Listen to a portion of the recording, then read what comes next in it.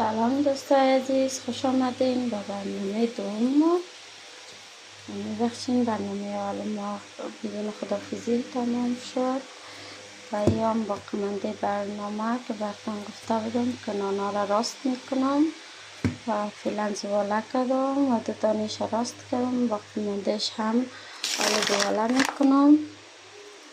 خب دوستای عزیز، بیا با هم دیگه نانا را زواله کنیم. وقتی که پخته شد باز براتون نشان میدم. خب دوستای عزیز، اول داش خود میمانیم که خوب سری گرم شود. بعد از اینکه داش ما خوب داغ آمد گرم شد، بعدا نانای خود را این قسم پیش از پیش راست میکنیم و میخوابانیمش تا وقت یک چند دقیقه دیگه دم خود بگیره. بعد از اینکه خوب دم خود گرفت در داش میمانیم. خب دوستای عزیز، دیگه همه قسم کم کم ادامه میدیم و دیگه نانای خدا هم راست میکنیم.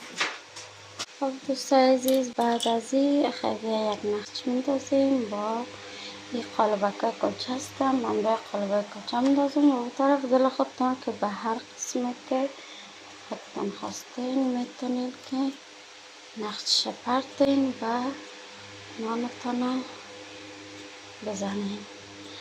میبخشیم نانتان ده داشت کنیم و هر کس به طریقه خود جور میکنم و ما هم به طریقه خود جور کنم.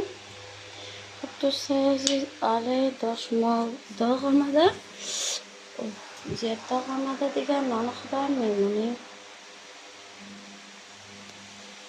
خب دوستای عزیز، من نان خود داخل داشت ماندم و آله داشت بسته میکنم. برای 10 دقیقه میمونیم که یک کمی چی شود. بعدا دوباره میگیریم که چی میکنیم، ریش او میزنیم که نانای ما روش خشکک نبیاید و همه تو خوبیش بیاید. خب حالا ما نان بعدی خود وار میکنیم. نان بعدی ما این است، چون زواله که از قبلا گرفتیم اول اونا رو وار میکنیم. خب چون خوبیش دم گرفته و یک کمک راست کردنش سخت است، خب بازم خوب است. چون من برای یک دست فندرگیری میکنم،